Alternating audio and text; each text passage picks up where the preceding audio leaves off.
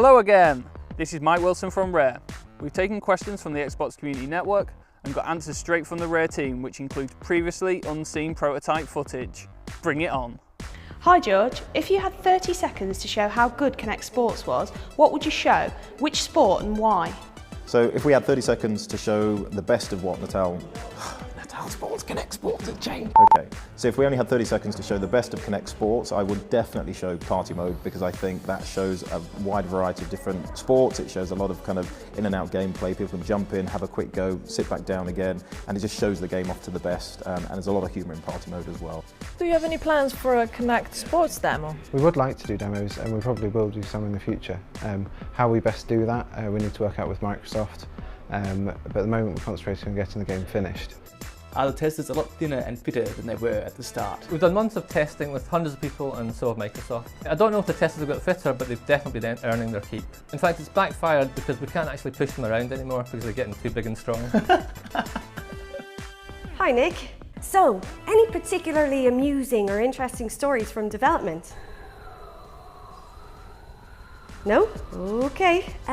What were the best and worst things about developing on Kinect? I think the best thing working with Kinect is just how new it was. We didn't know really what kind of game we were going to make with it. You know, it was literally a brave new world. We'd never seen anything like this before.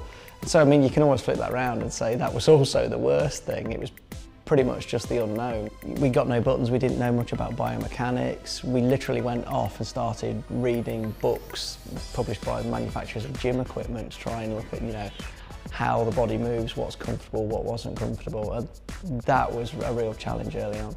Which was the hardest sport to develop for? I would suggest that the hardest sport, purely because of the complexity of the real sport, is football, or soccer as they say in the States. It's a team sport, there's a lot of control issues that you need to deal with, and so it kind of took us the longest to get right, but the mantra was always soccer for the masses, and we managed to make a game that appeals to young and old, male and female, so we're very, very proud of that. What's the delay between action and on-screen reaction in Kinect Sports? Was that a difficult hurdle to overcome, and is it something you see as a major obstacle for Kinect development? Lag's not really a problem at all. With Kinect and Kinect Sports, lag in that is less than in most of the games we've published with joypads. It's funny how I think people think lag's a problem because they don't realise their own biological lag. Like if you're doing hurdles, then you've got to plan when you're going to jump over the hurdle rather than react to it, and gamers are used to being reactive. So there's no system lag any more than you would see with any other game. Was there a particular sport that you wanted to have in Kinect Sport but couldn't due to technical reasons or time constraints? If so, what was it? Initially we tried all sorts of different sports, and we tried prototyping 20, 30 different things.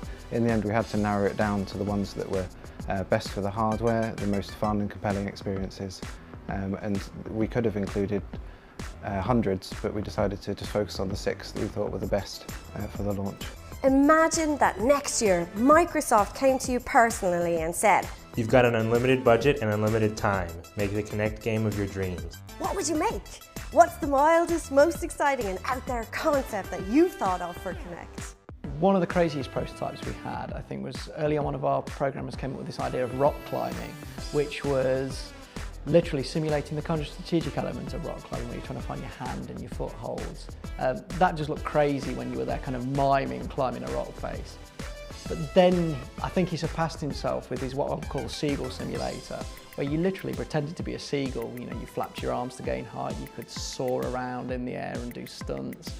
And then you could do what seagulls do as well by crouching down to, you know, we'll call it a natural function of a seagull. And if you dive the seagull into the sea, you could turn into a dolphin and then swim around. I think that was the one I loved the most. We're still quite confused by your recent logo change. What's the story with all the different colors and shapes? Do they all represent something particular? So we see the future of Rare is slightly more than beyond just games. Obviously our work with the avatars and the platform work we've done recently. Is that a bug? Try again without being attacked by wasps.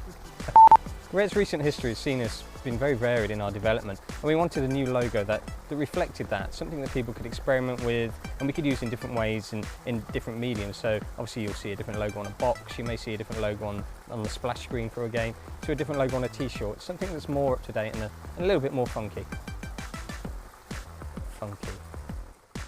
Steve just can't help bringing the funk.